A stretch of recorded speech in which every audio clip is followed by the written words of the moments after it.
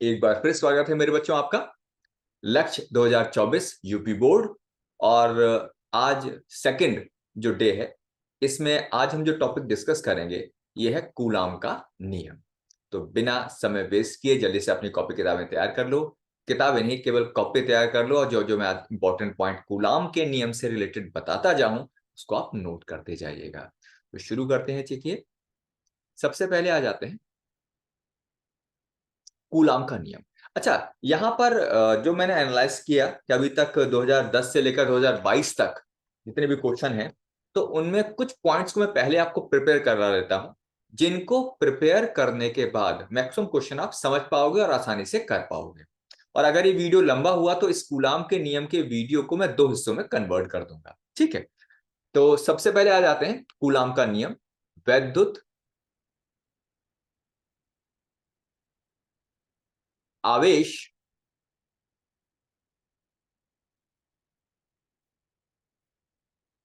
के लिए कूलाम का नियम। तो सबसे पहले इस कूलाम का नियम एक सूत्र के रूप में समझ लेते हैं।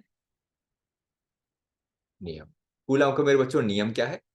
कूलाम का नियम है कि अगर दो स्थिर बिंदु आवेश, शब्दों को बहुत ध्यान रखिएगा, अगर दो स्थिर बिंदु आवेश एक दूसरे से निश्चित दूरी पर रखे हों, यदि दो स्थिर बिंदु आवेश एक दूसरे से निश्चित दूरी पर रखे हों, और या शुरू में निर्वात मान लेते, निर्वात में, तो कूलाम का नियम क्या बताता है मेरे बच्चों?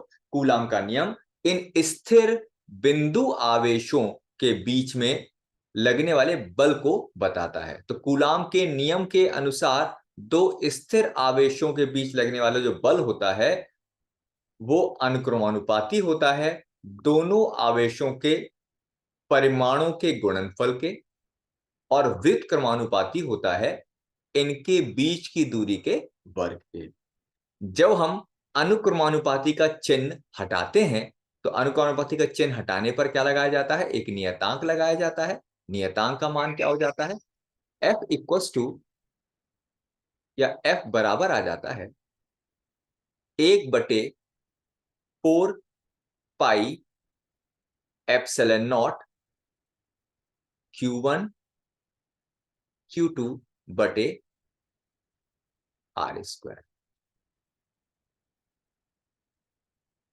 Q1 Q2 बटे आर स्क्वायर। अब यहां पर जो सबसे इंपॉर्टेंट देखने वाली बात है कि ये जो लिखा है ना 1/4 पाई एप्सिलॉन नॉट, वास्तव में ये क्या है? ये नियतांक है। ये क्या है? ये नियतांक है। अच्छा, इस नियतांक में भी ये जो एप्सिलॉन नॉट आप देख रहे हो, इसे कहा जाता है निर्वात की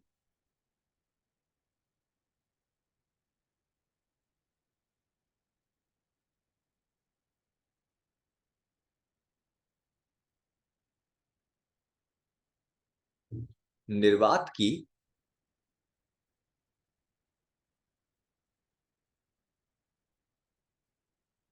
शीलता। अच्छा, अब यहां पर थोड़ा सा ट्रेडिशनल वे से मैं अलग हट जाता हूं। अब आप जैसे हम कूलाम के नियम पर related question, theoretical question, conceptual question सीखेंगे, तो जो सबसे इंपॉर्टेंट बात है वो क्या सीखना है अपने को? वो सबसे इंपॉर्टेंट बात हमें सीखना है कि इसमें कूलाम के नियम में हर एक बच्चे को कम से कम एटलीस्ट फॉर्मूला आना चाहिए।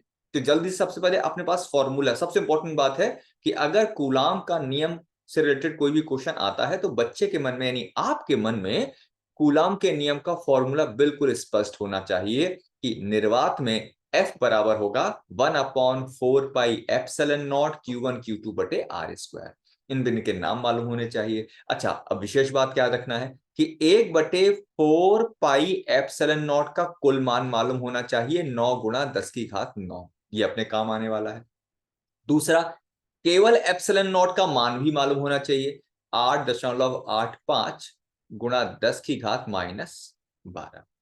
इसका मात्रक भी कई बार पूछ लिया जाता है एक नंबर में, तो मात्रक याद रखना है। मात्रक हो जाता है कूलाम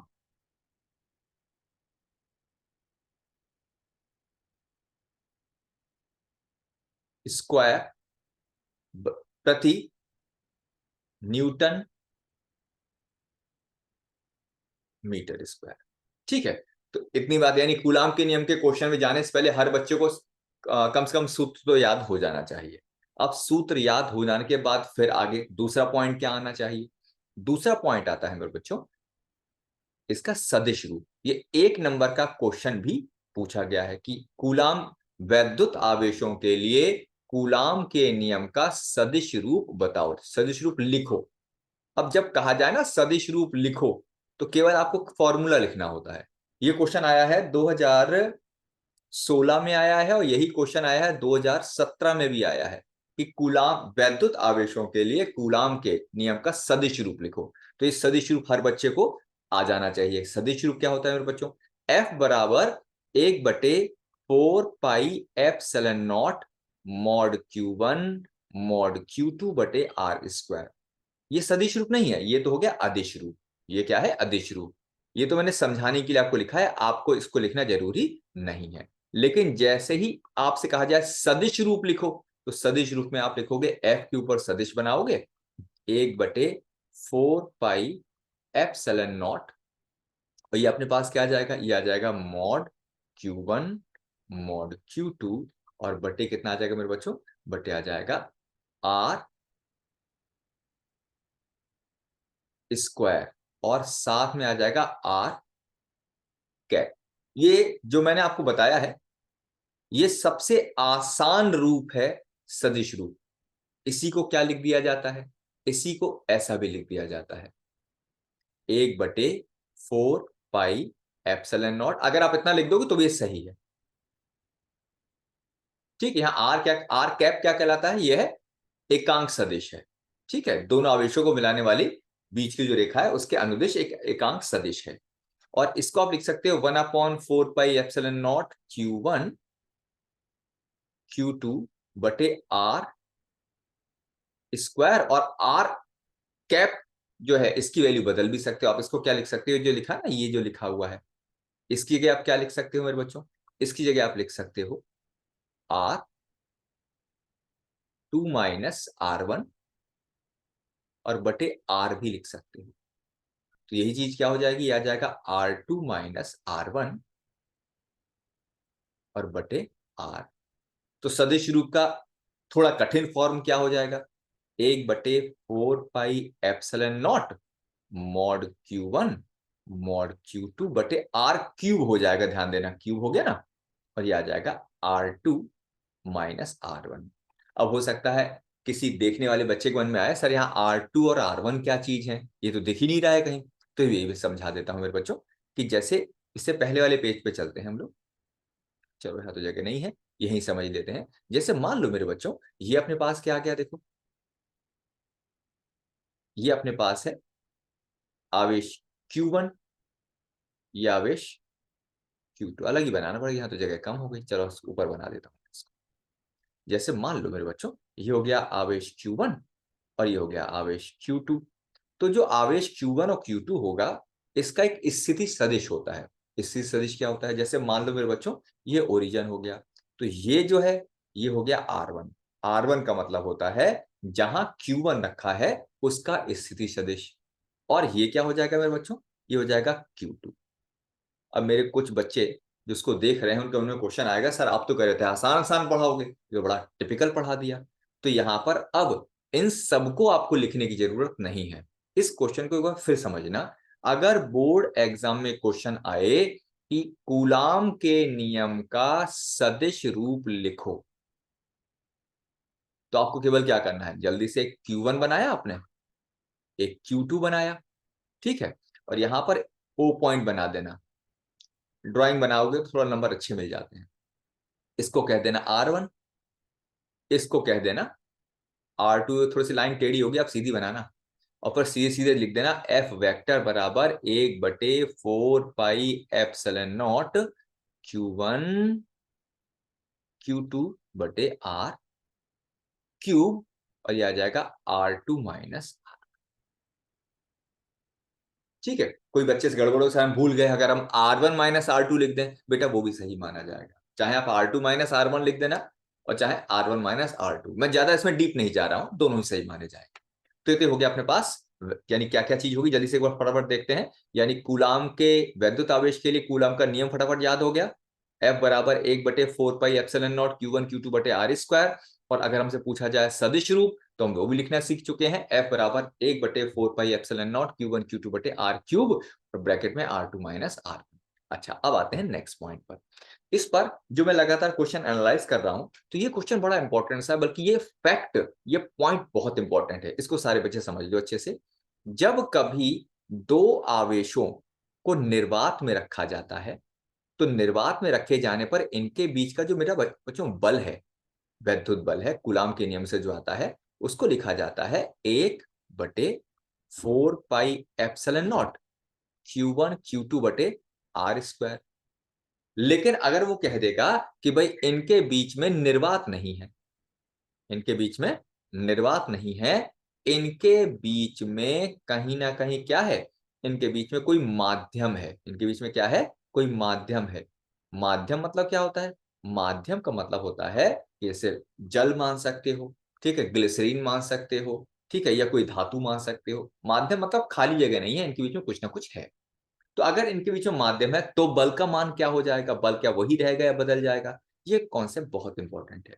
तो आपको ध्यान रखना है कि अगर दो आवेशों के बीच में निर्वात की जगह क्या लगा दिया जाए, अगर दो आवेशों के बीच में निर्वात की जगह कोई माध्यम लगा दिया जाता है, तो माध्यम लगा देने पर क्या होता है? माध्यम लगा देने पर ये जो बल है, ये 1/4 पाई एप्सिलॉन नॉट के साथ में के और आ जाता है। यहाँ ऊपर देखो, यहाँ पर केवल 4 पाई एप्सिलॉन नॉट था, लेकिन यहाँ पर क्या आ गया? एप्सिलॉन नॉट के साथ गुणा में अपॉन में क्या आ गया? के आ गया। ये आ गया Q1 Q2 बटे R²। यानी F माध्यम कितना होगा मेरे बच्चों? माध्यम आ जाएगा। अब देखो, ये जो पूरा पोर्शन है ना, इसको ध्यान से देखना। ये देखो, ये पूरा पोर्शन जो मैंने, ये तो बिल्कुल यही हो गया। देखो, एक सा है, देखो ध्यान से देखो। इसका मतलब क्या हो जाएगा? F निर्वात और बटे के। अब ये जो छोटा सा कॉन्सेप्ट है, इस पर बहुत सारे क्वेश्चन बोर्ड में पूछे गए हैं, तो मैं एक एक करके आपको अलग अलग बोर्ड के क्वेश्चन कराता हूं। ठीक है, तो इस कॉन्सेप्ट में देखो क्या है, कॉन्सेप्ट फिर समझ में आ गया होगा। अब इसी जो जो खिचड़ी ऐसी बना दी ना, इसी का आसान रूप समझ लो। जैसे आपसे कहा जाए कि भाई देखो, ये दो आवेश हैं, Q1 है और Q2 है, और इनके बीच की दूरी R है, और इनके बीच में जो बल लग रहा है, अब दोनों आवेश मैंने प्लस मान लिए, जैसे मान लो, तो प्रतिकर्षित करेंगे, एक दूसरे से दूर भागेंगे, और बल का मान है F निर्वात में।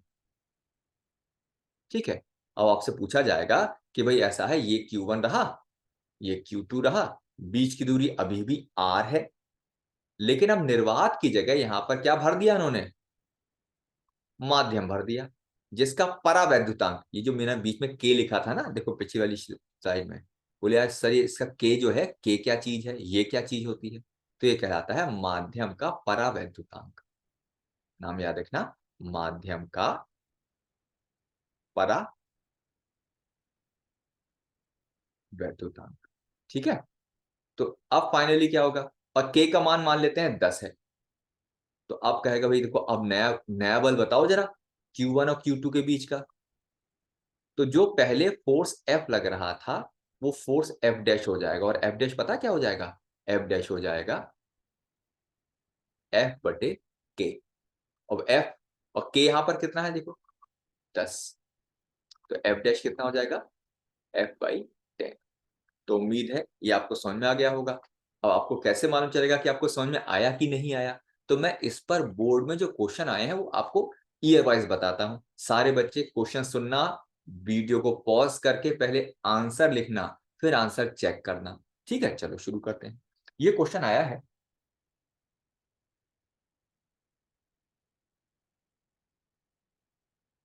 ये आया है 2017 में क्वेश्चन आया है।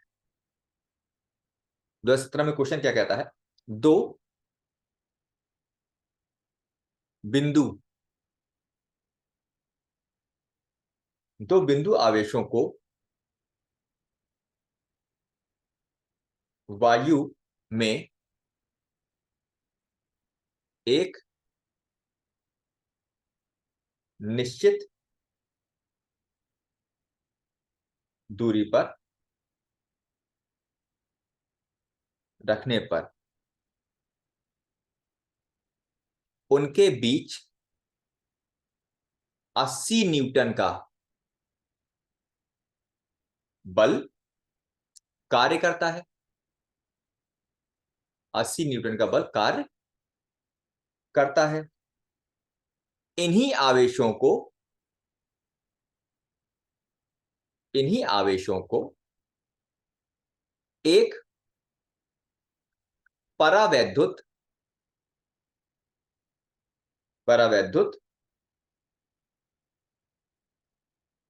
में रखने पर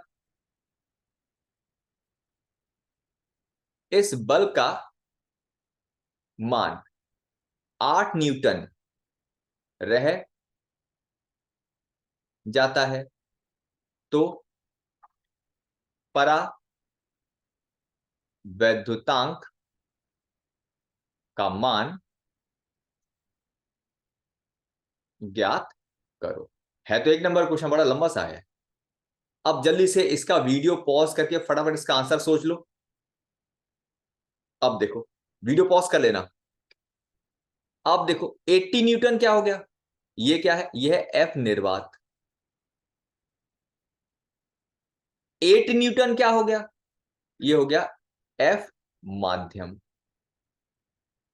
और हमने भी क्या सीखा था बेटा, एफ माध्यम बराबर था एफ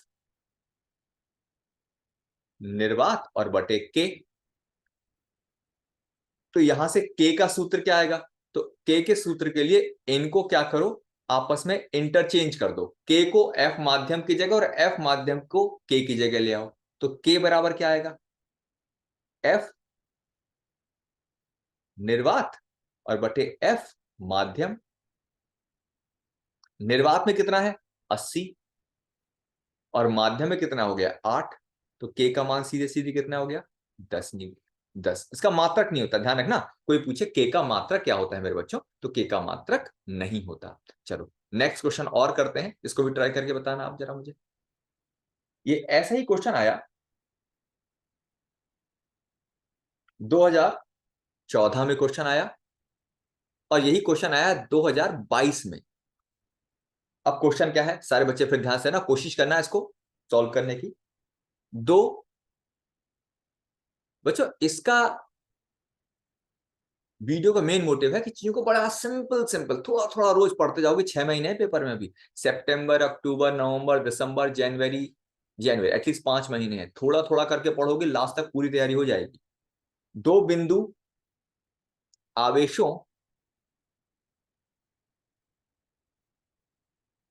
आवेशों के बीच स्थिर वैद्युत बल F है। यदि इन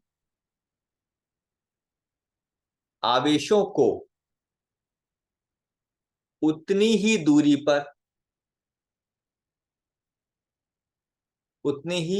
दूरी पर जल, जिसका K 80 है, में रख दिया जाए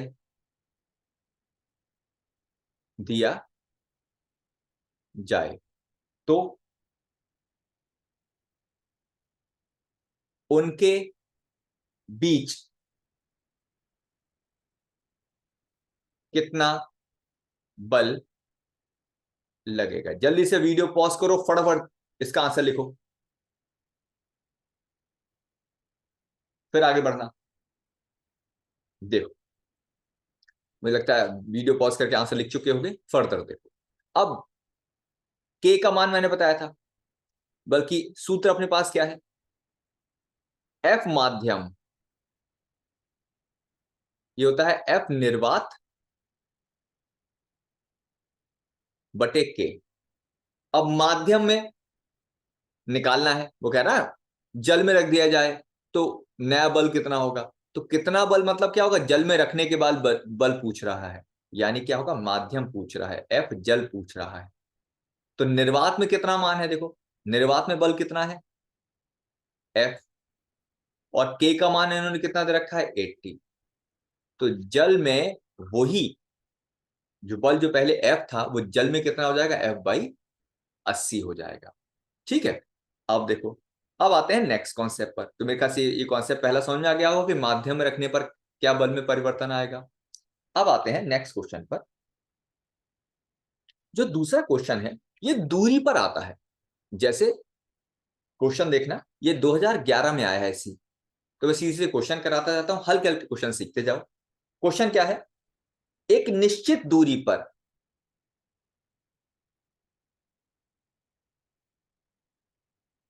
एक निश्चित दूरी पर स्थित एक निश्चित दूरी पर स्थित दो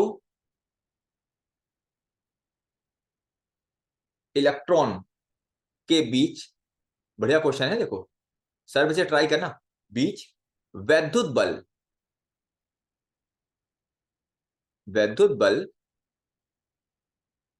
F है। अब बड़े क्वेश्चन चेंज होगा देखना, इससे आधी दूरी पर इससे आधी दूरी पर स्थित दो प्रोटॉनों के बीच बल का क्या मान होगा। अब जरा सोल्यूशन सोचो, फटाफट वीडियो को पॉज करके तुरंत इसके सोल्यूशन की तरफ आओ, सोचो क्या इसका आंसर आपके अकॉर्डिंग होना चाहिए। आप देखो, देखो क्या है, दो इलेक्ट्रॉन एक दूसरे से r दूरी पर है, तो इनके बीच में बल कितना होगा, बल हो जाएगा 1/4 पाई एप्सिलॉन नॉट E गुणा E और बटे r²।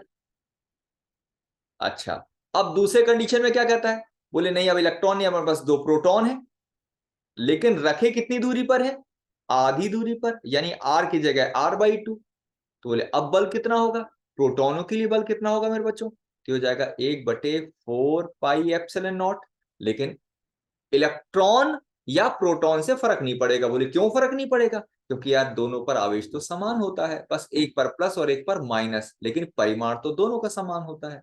यानी यहां पर भी क्या लगा दोगे, E गुणा E, क्योंकि इलेक्ट्रॉन और प्रोटॉन पर माइनस क्यों नहीं आ रहा, क्योंकि परिमाण लगा रहे हैं, मॉड लगाते हैं, लेकिन दूरी बदल गई, दूरी कितनी हो गई r/2, तो आ जाएगा r/2 का होल स्क्वायर। तो यानी एफ डैश कितना हो जाएगा, 1/4 pi epsilon not E × E बटे r²। और जो बटे में देखो 2 का स्क्वायर 4 आएगा, लेकिन क्योंकि बटे में है तो बटे से कहां ऊपर आ जाएगा, ऊपर की तरफ आ जाएगा, तो ये 4 आ जाएगा ऊपर।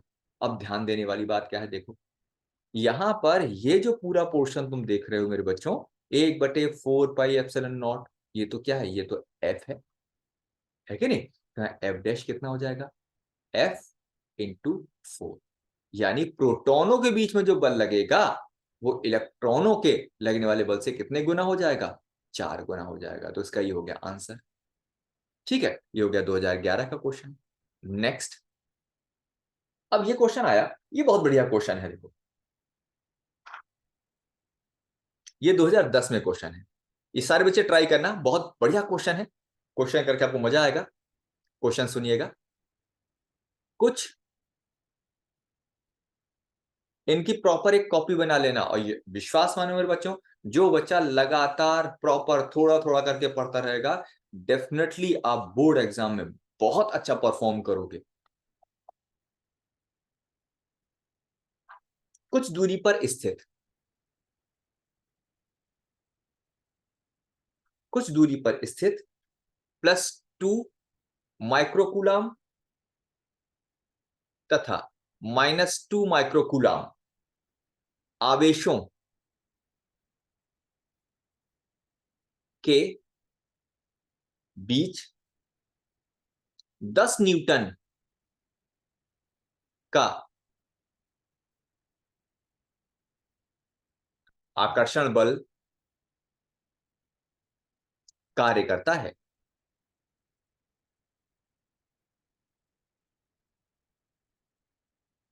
करता है। यदि आवेशों को परस्पर यदि आवेशों को परस्पर स्पर्श कराकर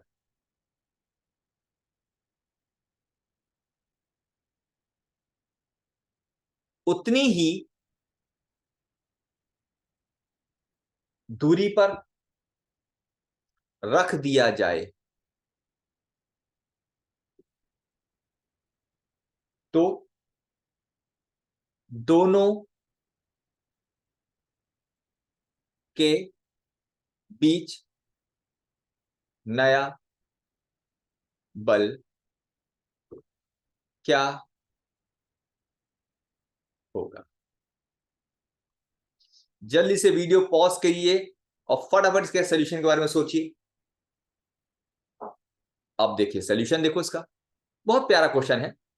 प्लस का 2 माइक्रोकूलम, माइनस का 2 माइक्रोकूलम, इनके बीच में दूरी r और बल का मान है F, यानी 10 न्यूटन है। अब मजेदार बात क्या है, वो कहते हैं दोनों को स्पर्श करा दिया। अब देखो है क्या बेटा, कि जब आपने +2 माइक्रोकूलम को स्पर्श करा दिया किससे, -2 माइक्रोकूलम से, तो Q यानी कुल आवेश कितना हो जाएगा, 0। +2 माइक्रोकूलम और -2 माइक्रोकूलम अगर आप इसको मिला दोगे तो कुल आवेश कितना हो जाएगा, 0। और कुल आवेश 0 का मतलब अभी तक दोनों पर कुछ ना कुछ आवेश था, लेकिन अब आवेश का मान कितना हो जाएगा, 0। और जब बच्चों आवेश का ही मान 0 हो गया तो इसमें लगने वाले बल का मान कितना हो जाएगा, 0। तो अगर आपने इसको स्पर्श करा दिया तो नए बल का मान अब 10 न्यूटन था, लेकिन अब 10 न्यूटन नहीं बचेगा, अब बल का मान कितना हो जाएगा, 0 हो जाएगा। ठीक है, चलिए अब नेक्स्ट क्वेश्चन है।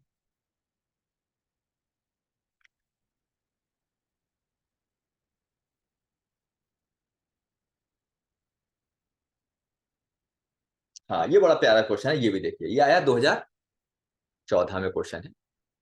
ये क्वेश्चन क्या है, बहुत बढ़िया इंपॉर्टेंट, ये मुझे लगता है इस बार के लिए भी इंपॉर्टेंट क्वेश्चन। +1 माइक्रोकूलम तथा +4 माइक्रोकूलम के दो बिंदु आवेश दो बिंदु आवेश एक दूसरे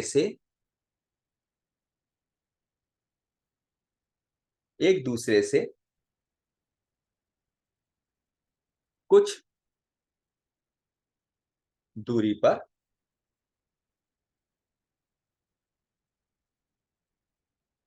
स्थित हैं, उन पर लगने वाले बलों का अनुपात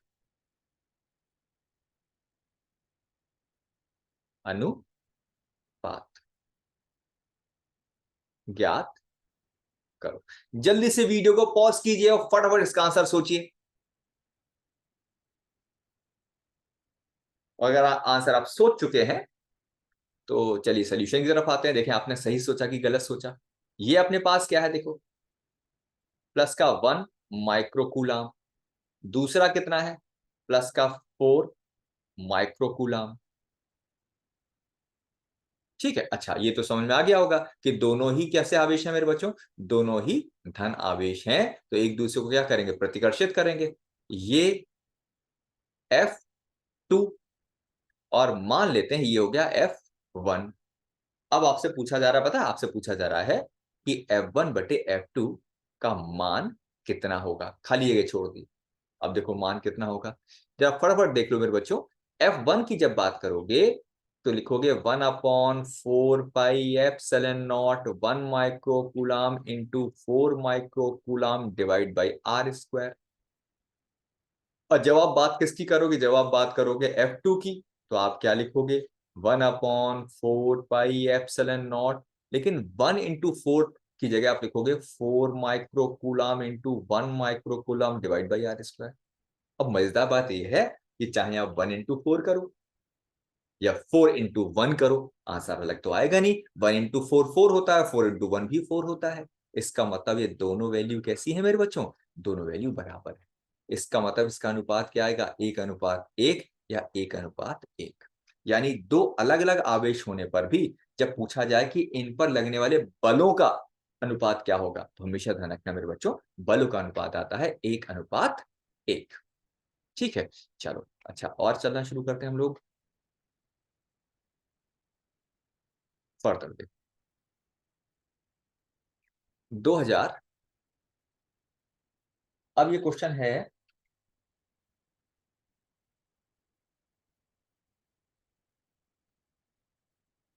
अब ये जो सारे क्वेश्चन थे, ये सारे क्वेश्चन कैसे थे, ये सारे क्वेश्चन तुलनात्मक रूप से काफी आसान क्वेश्चन थे। अब जो इसका मैं सेकंड पार्ट वीडियो का आपको प्रोवाइड करूंगा, उसमें थोड़े से जो कूलम्स नियम पर थोड़े से कठिन क्वेश्चन है, हम उसको डिस्कस करेंगे। बच्चा वीडियो का जो पोर्शन है ना, ये मैं थोड़ा छोटा इसलिए रख रहा हूं कि मेरे बच्चों को रिवीजन में एक्स्ट्रा वर्डन ना पड़े।